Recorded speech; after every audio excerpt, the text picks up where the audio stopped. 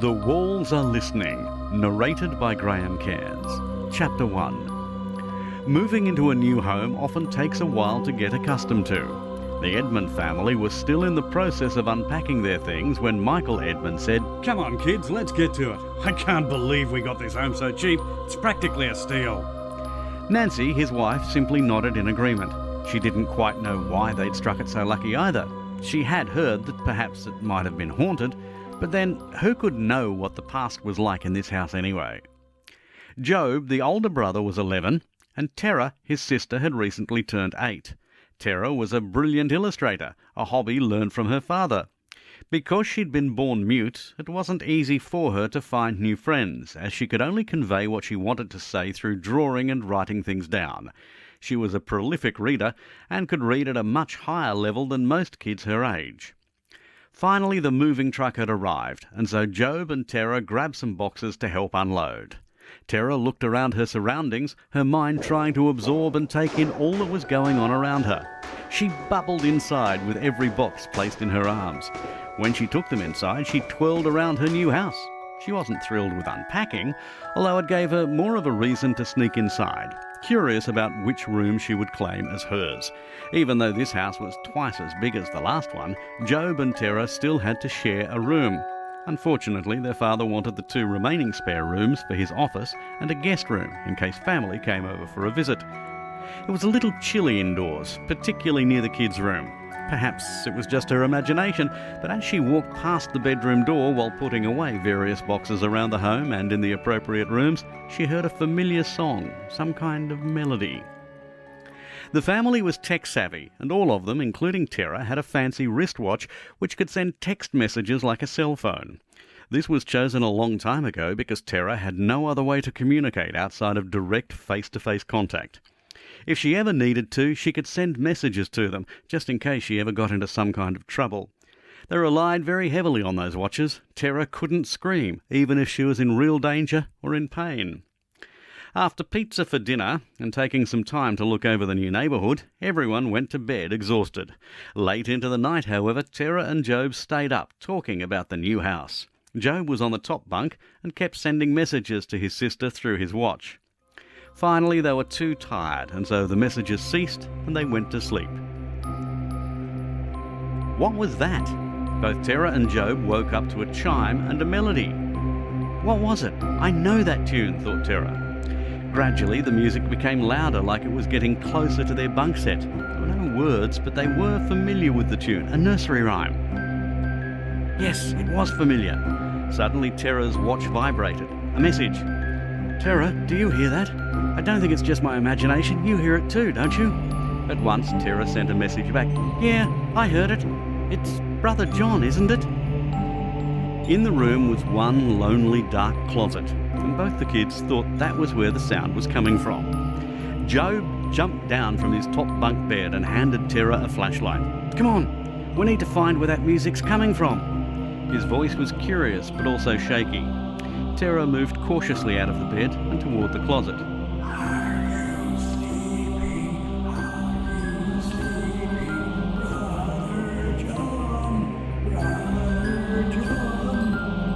The music felt like there were moments of speeding up and then slowing down, like the mechanism of a music box. The volume pitched up and down and moved around inside the closet. Tara was curious rather than scared. She had enjoyed learning all of the new things about the house, but upon hearing the sound again, she would lift her head and tilt it to the side. Together, they looked around the room.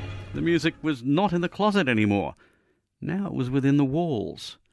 A shiver crawled up her spine. She was trembling, holding onto the flashlight as they crept toward the music in the walls and along to the closet. Tara felt some rumbling movement within the walls and pulled her hand away. She pushed Job ahead of herself. Did something jump out at them? She wasn't taking any chances. Besides, Job was the eldest of the 2. Job creaked open the closet door, expecting to see a music box. It was empty. They stood there, staring within the blackness. Job thought he'd seen a glimmer of light reflecting off something red, some kind of watery scarlet near the back of the closet, but dare not touch it. Soon they were feeling cold and so got back into their beds. For the rest of the night they didn't hear anything else. However, Every night after that, at around the same time, Job and Tara heard the same song play over again and could sense something moving around inside the walls in the closet. They didn't see anything, though, until the seventh night. It was then that Tara saw something in the dark, moving, and could hear its wheels rumbling along the timber floor. Soon it was near the bunk set, within a few feet of her. It was some kind of mismatched toy standing in the dark and staring at her. The pupils were black and slitted, very snake-like. It played the same annoying song, and she was sick of it. Are you sleeping? Are you sleeping? Brother John, Brother John. As it played again, the toy wheeled itself closer to Tara. It was fixed to some kind of wheels, but it had a torso and the head of a clown on the top.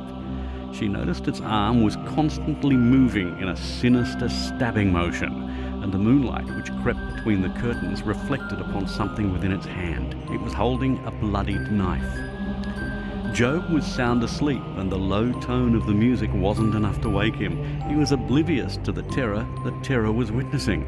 Suddenly, she felt a tugging as the toy stabbed the knife into her sheets that were draped to the floor, and then it began to pull itself up.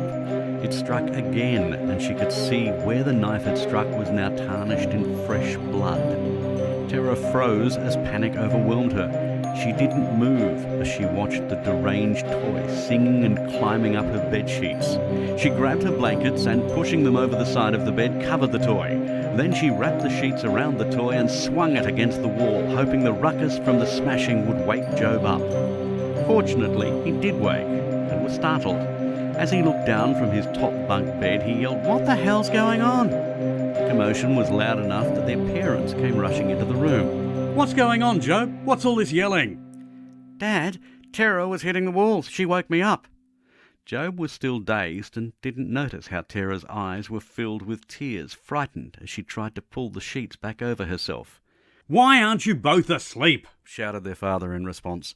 That's when Mr. Edmund noticed the toy smashed into bits on the floor, the hand still holding the bloody knife. Michael was enraged and eyeballed his son. So, Job, do you enjoy tormenting your sister? Look at this mess. Their mother asked Tara, "Are you hurt?" She shook her head, petrified. What are you playing at, son? Then his father noticed the bloody knife and was shocked. Where the hell did you get this from? Answer me, boy. This toy is carrying a real knife. Are you trying to hurt your sister? Job was still shaken and confused, trying to process what had just happened. His mind was still blank after waking up. "What are you talking about? I had nothing to do with this. Tell them, Tara." Tara's head switched back and forth, listening to the argument. Then she walked to her desk and picked up a notepad and wrote something down, telling them what had happened. Normally, she would have responded with her wristwatch, but she had too much to explain and found it easier with pen and paper. She wrote, "This is not the first night this has happened. You've known about the music for over a week, but you've just passed it off as our imaginations. But when more than one person hears the same thing, the likelihood of it being just an illusion of the mind is not possible. Also, I know what I saw. That toy was alive and trying to kill me. If you don't believe us, take the knife to the police. Tell them about this. I bet that's real blood on it." Mr. Edmund looked at Job and shook his head. I know what's happening here. You're picking on your sister and bullying her. She just doesn't want to rat you out. She probably mentioned to you she could hear some music and you played along pretending you heard it too. Now you've convinced your sister there's a toy trying to kill her. It's too late in the night for tricks. Just behave and get to sleep. I better not hear any more about this. He stomped out of the room and Job was left feeling beaten and treated like a fraud. Over the next few days, more bizarre things were happening in the neighbourhood. The newspaper reported that people were going missing. First, the mail stopped coming. Then so did the mailman himself. A door-to-door salesman was seen in the streets, but then he was suddenly gone, and yet his car remained where it had been parked for days. Even the newspaper boy had mysteriously disappeared. One night, Mr. Edmund's cousin came over for a visit, and Michael let him stay in the guest room. That night, Tara woke to the sound of a loud scream coming from the bathroom. She cautiously made her way out of her bed and into the hall. It was very strange, because nobody else had woken up from the horrific screams. How could anyone sleep through that? As she tiptoed down the stairs with her ear pressed against the door of the bathroom, she didn't hear anything. No one else was stirring. Ever so slightly, she crept open the door and saw a body. Mark, Dad's cousin! Tara silently let out a scream that only she could hear as it resonated within her mind. Shards of glass had impaled into Mark's skin. His head wasn't even visible, as he'd been rammed into the mirror with some colossal force. The smell of the iron stench of his blood was overwhelming, and that's when she realised Mark's legs weren't even attached to his body. His body hung lifelessly from the mirror, where he was held fast by the jaws of the broken glass, although it was slowly slipping down the wall, and it still trembled a little from the severed nerves. Then, with an awful noise, his head slipped through the final gripping shards, and the body tumbled to the floor with a sickening thud. Tara noticed a flash before he descended into the astronomical pool of blood on the floor. In his hands had been 2 lit candles, held in place by loose shards that had been stabbed into his palms. On the floor were the words written in blood, "Are you sleeping, Brother John?" She ran from the room in a blind panic. Running to safety, her feet padded quickly along the hallway toward her parents' room. She wished she could call out and that they'd hear her and scoop her up into their arms to be safe. Dark shadows loomed down the hallway toward her, and she froze, but was relieved. It was her parents, still dazed from sleep. They nearly collided into her, but stopped and knelt down in front of her and saw how her eyes were like saucers. "Are you all right? What was that noise?" her parents asked. Tara stood still, petrified, not knowing how to explain without her watch. Job came running by and passed the small entourage within the hallway. He ran into the bathroom and stopped, nearly having a heart attack when he saw the body. Then the children's mother walked in, and her hands flew to her mouth in shock at the sight. What the hell has happened? The father's voice thundered, and then he turned to Job with a cold, menacing stare. His eyes looked wild with fright and deeply disturbed. Mrs. Edmund went for the phone and called the police, while the other 3 stood still, shaking and in shock. Job, do you have any idea what you've done? His voice was bitter and harsh as he accused his son of committing such a horrendous event. The 2 kids were in awe at such a thought. Why would Job do something like this, and how? Michael's rage was nearly at breaking point as he looked to his wife, still on the phone. He looked at Tara and said, I want you to tell me the truth, Tara. Is Job hurting people? She shook her head, still aghast at such an idea. I don't want to hear any nonsense about this stupid toy theory again, understand? His voice was final. Tara blinked, confused, and she huffed angrily, then went to her room and grabbed her notepad. When she came back, she began scribbling furiously upon the pages. The picture was of the toy she'd seen, and she'd written underneath the drawing, "We are not alone, Dad. I've had vivid dreams about this, and I've seen this has happened to others too around town. Look at Job. There's no blood on him. How could he have done this and then managed to cover his tracks in such a short time? Impossible. Look at the writing on the floor. That's not Job's. I bet the police won't even find fingerprints on the body, on Mark, because this wasn't done by a person." Job smiled. He was proud of his sister standing up for him. It was true. How on earth could Job have done this, and why? On the other hand, even if someone had broken into the home, there were no signs of entry. Soon the police arrived and cordoned off the body while they took pictures and looked for any sort of evidence. There were definitely no fingerprints found anywhere. While the police were searching and trying to piece together what had happened, Mr. and Mrs. Edmund discussed putting in security cameras throughout the house. Tara overheard one of the officers saying something like, "Almost like the scene a few days ago," and the other one replied, "Very strange indeed. Less than a block away too. Only we never found that guy's legs, but his are still here. Very odd. Chilling." She suddenly felt trapped on some crazy roundabout that was getting faster and faster and would never stop until she was dead. A week went by after the police had investigated. It was a miserable week for the kids because that horrible tune kept playing every night. Tara couldn't sleep, and things were not any better for Job. They just wanted to get out of this house and out of this town altogether. Unfortunately, because their parents had tied up all of their money in the mortgage on this house, there was no chance of them moving away anytime soon. Why was that awful tune playing every night? Was it the toy's form of torture? Where have they come from anyway? And why are they here? One night, as Tara was looking into the closet, that's where the music came from most nights, she noticed a diary in the corner. That's never been there before, she thought. Whose is it? She reached into the closet nervously and grabbed it, expecting it to be hot or spiked or something unusual. But it was just a simple leather-bound diary. She cautiously opened it, and inside were several faded and yellowing newspaper clippings dated 15 years ago. They told of a skilled toy maker, John Archibald, and how he used to work for a park attraction themed after a massive toy box. There were rides and toy trains and bumper boats, a haunted house, mini golf, and heaps of different events. It actually sounded pretty cool. It appeared that Mr. John Archibald had developed some incredible interactive toys. They could walk and move around on their own, randomly, and with a sense of artificial and biointelligence.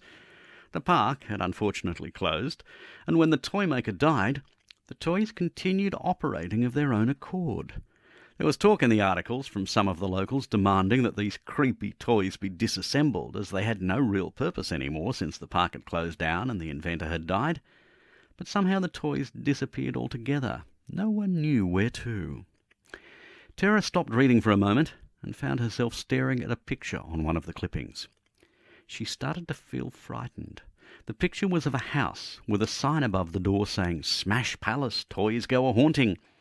It must have been the haunted house in the theme park, and it looked very much like the home she was sitting down on the floor within right now. She drew in a quick breath and held it, not wanting to let it out for fear of being heard. Then she felt silly and carried on reading. "I wish Job was here," she thought. "Maybe I should go and look for him before I read any more." But she continued anyway. This was frightening, but also fascinating.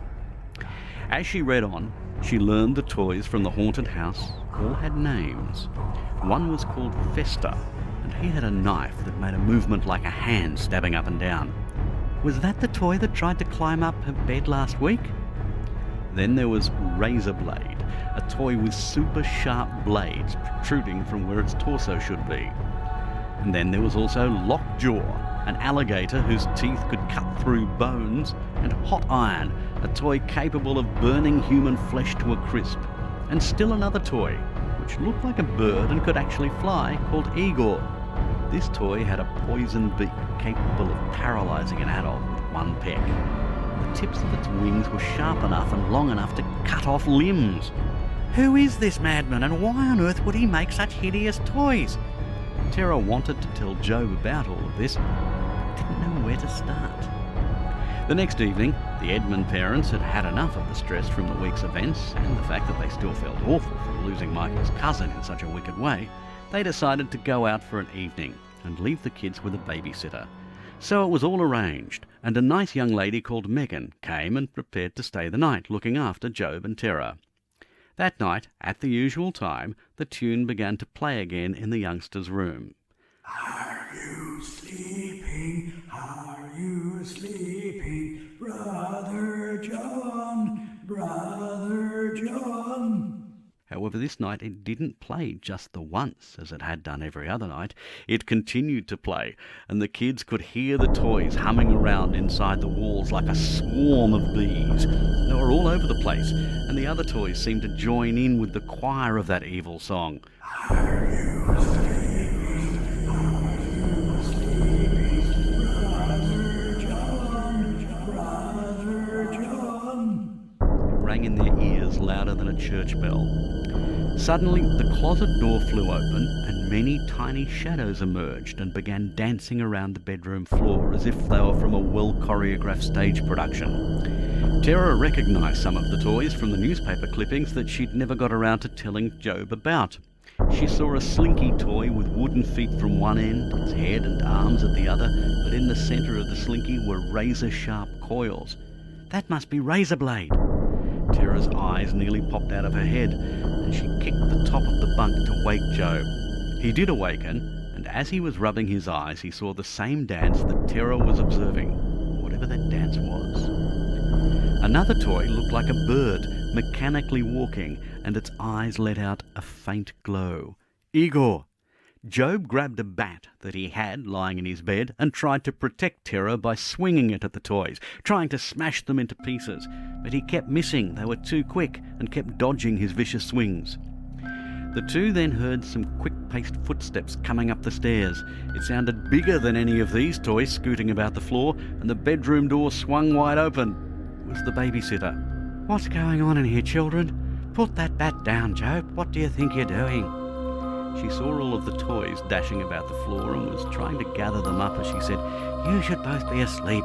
Put these toys away now." "Megan, be careful. These toys are dangerous," Job warned the babysitter. She just sighed and replied, "Job, your dad warned me about your foolish notions and how you've been scaring your little sister with—" "I have not been scaring her. It's true. The toys are possessed or something."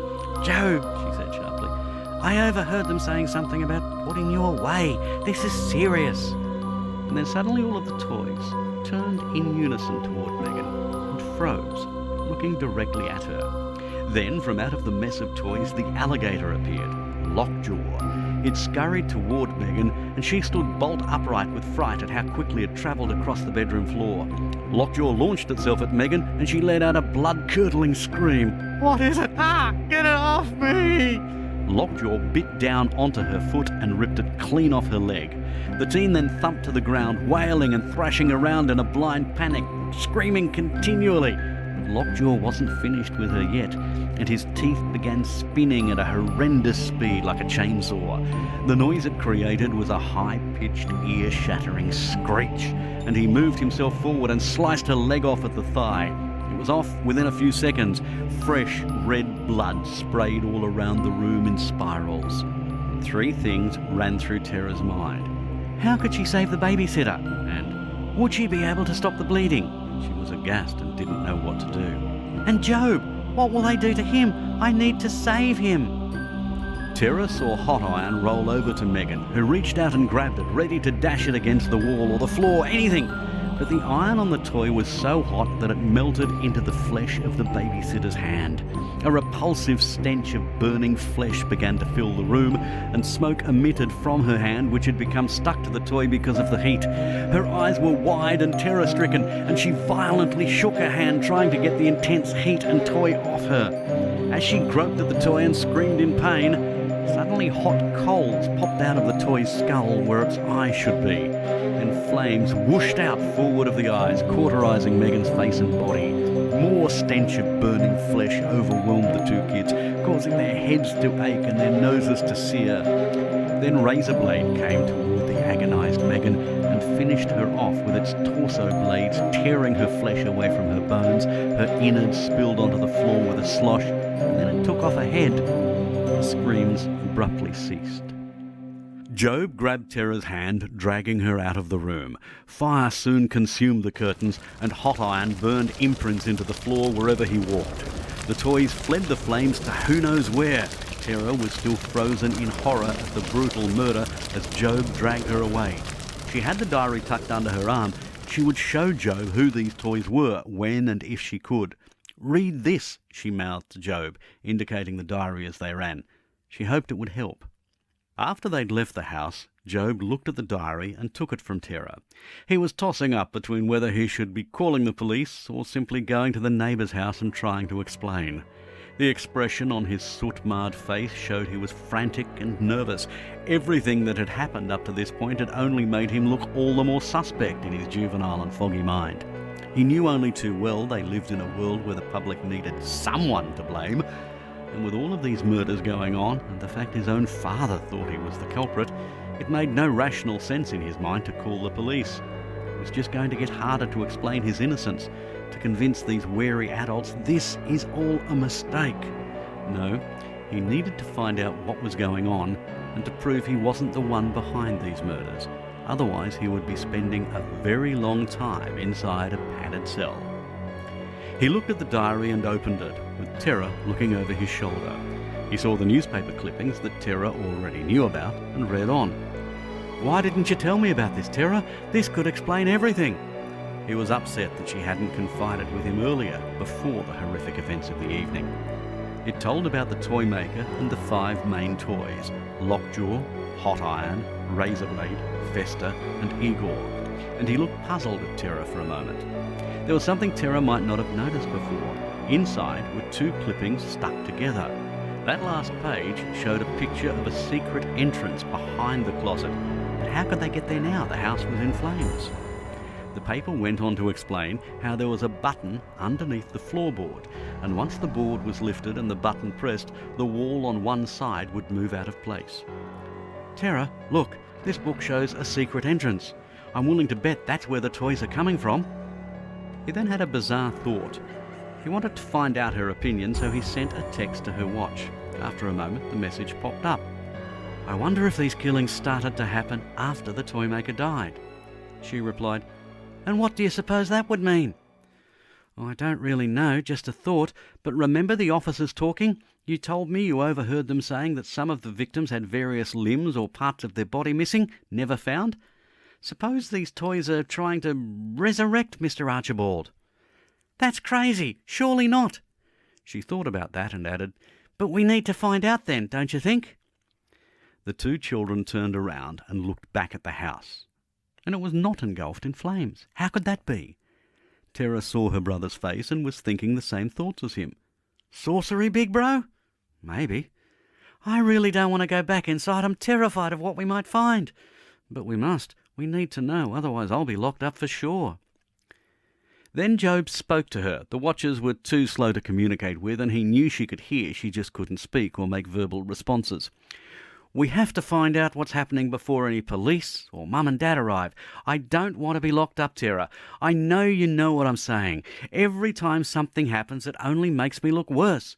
We have to find out what's in there, and we have to find out now. Otherwise, next time you see me, I'll be a grown man. Tara was on her brother's side. She always was. She had to make a decision quickly, and did, deciding to follow him back to the house. They approached the house and went cautiously inside. They still had no idea where the toys had gone to when the flames ignited inside their bedroom. The house looked strangely unaffected and seemed eerily normal, but they knew it wasn't. And proof was found as they soon scaled the stairs to their room, because a trail of blood was running down one side of the stairs in a neat serpentine slither. It was a surreal formation and looked like it could raise its ugly bloodied head at any time and strike. Fortunately, it didn't. They found the floorboard in the closet and lifted it up. It was just sitting there. Sure enough, there was the button, and they pressed it. The wall lifted up slowly and silently until it was waist height, and then stopped. They bent down and looked. It was a miniature hallway down into a foreboding room a few metres deeper inside. There was a very dim light coming from the space. It's too dark to see, said Joe, so he got two flashlights and handed one to Tara. Stay by me, Tara. If anything happens, just run back the other way. Shining the flashlights, he made his way into the hallway. The smell was of deep decay and of evil. There was a familiarity about the smell too, one of iron and smoke and a sickly sweet biological stench. Blood and bone, he thought, and then saw reflections of moist treacle rolling leisurely down the walls and dripping in coagulated lumps here and there. A drip fell onto his cheek. He wiped it with his finger, and it was warm, but the air was very chilly. He suddenly realised what it actually was and was disgusted. Geez, Tara, these walls are soaked in blood, and it looks fresh. We're in the space between the walls, Tara. I wonder if this blood and these wall runs are all through the whole house. That must be how they can get into the rooms unseen. His flashlight flickered as he shook it nervously. Then in a silent scream he saw some metal tools and body parts, heads, arms, legs, feet and torsos around the corner, pinned to the walls of the room at the end of the mini hallway. This truly was darker than anything he had ever imagined. Tara, these toys are demented. He spoke to her in a very low, barely audible whisper. Shall we go on or flee this evil pit while we can, he thought. And where are these deranged creations anyway? As he made his way into the room, he saw, upon a low bed, a blackened human body, aged and dried out as if it had been dehydrating for years. On the walls he saw drawings of body parts and screws and bolts and plates of metal. The images depicted an assembly of these parts upon the body. and there were small zoomed-in drawings of various areas whereby the limbs and torsos were being attached with these metal plates and pins, as if trying to pin the parts to the body. The old toy maker, is that who it is? One of the drawings was of a skeleton with fresh eyes in its sockets, half of its face covered in skin, and there were rows of what looked like new teeth. Job's first instinct was to scream, but if he did that it would send Tara into a panic, and more concerning, let the toys know they were there. He decided to text Tara. "I think I get it now, Tara. The toys are killing people and using the remains they gather to assemble on the toy maker, trying to resurrect him, like Frankenstein, only with toys doing the body harvesting. We need to get out of here, Tara, now." His mind was suddenly spinning with a strange kind of controlled hysteria. For how long he didn't know, and he shuddered. Very slowly he turned toward his sister to get her and himself out of there. As they edged on light feet down the hallway toward the wall opening that was controlled by the button, it thudded shut, and the walls seemed to be moving closer into themselves. Were they going to be crushed? There were 3 little paths that led away from this hallway, just a few feet away from where they stood. 2 to the right, 1 to the left. But panic and fear held them in place. And then the music began to play. Are you sleeping? Are you sleeping? Brother John, Brother John. And it was coming from the 3 other accesses within the hallway. "We're dead." As the music drew nearer, the 5 toys suddenly emerged from their would-be escape path. Anymore, they were surrounded. The terrified kids raised their flashlights up as if they would bash their way out of this hallway. A futile weapon, but they had no other choice. "What do you want?" yelled Job, scanning this way and that, ready to strike. But the music only got louder and louder, the mechanisms that made the toys move around sounding mocking and sick. Igor flapped his wings and flew straight toward Job, striking his leg with razor wingtips. The boy screamed in agony as his foot was severed from his ankle. He couldn't run now, even if he tried. Blood gushed from the laceration. Tara tried to strike the mechanical creature with her flashlight, but it glanced off the wall without even reaching Igor. "Run, Tara! Run away! Get out! Tell everyone! Get out now!" But she still stood frozen and swung her flashlight again, this time knocking a few of the killer toys aside so she could clear a path for her brother to follow after her. Although his hopping would slow them down, they both needed to get out. But as she was leaping over the clown, Festa, it stabbed her through the foot. If she had a voice, she would have screamed in pain, and the expression on her face revealed an intense torture.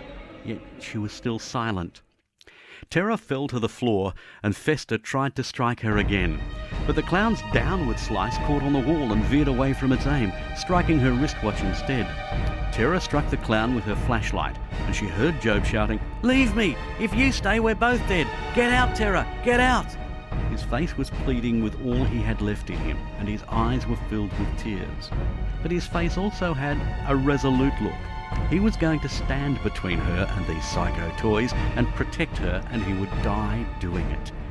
She would never forget that look as long as she lived, however long that might be. This time Tara listened and leapt and ran as fast as she could, ignoring the nagging pain in her foot. Tara made her way out of the closet and ran to the phone in her bedroom. She called the emergency number and someone answered. "Police, fire or ambulance, please? Hello, is anyone there?" She couldn't speak, although she mouthed the words, "Help! Come quickly to 958 2nd Street."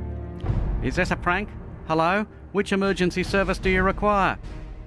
If at any time in Tara's life she wished to have a voice, this was it. "All of them," she would tell them. She was so close to help and safety and yet so far away. Though it had no meaning, she tried to shout into the phone. But no matter how frantic her pleas, they were just not heard. "This line is for emergencies only." Tara was furious. What could she do? Her heart raced inside her chest. She slammed the handpiece of the phone repeatedly against the table, hoping this would be a signal that she was in real trouble. This was a real emergency. She needed real help now. Yet all she got was, "We'll now deduct a fee from your next phone bill. Your number's been recorded for future reference. Goodbye." Click. Tara, exasperated, knocked the table holding the phone over and it crashed to the floor. Then she desperately tried to type on her wristwatch, "Mum and Dad, help, you need to get here now." Tara stopped when she realised the watch had been smashed by that demented toy. She remembered when the knife ricocheted off the wall and, instead of hitting her, got her watch. It may as well have been me, Tara thought. She was enraged now, and scared, and trapped. She slumped to the floor and ripped off the watch, throwing it against the wall. What could she do? How could she save her brother? Any possibility of that was at every moment fleeting. Petrified, she looked toward the closet, that evil closet, as if regretting she had left her brother alone with those wicked hunks of plastic and steel. Then Tara decided what she had to do, and rose up off the floor and went toward the closet.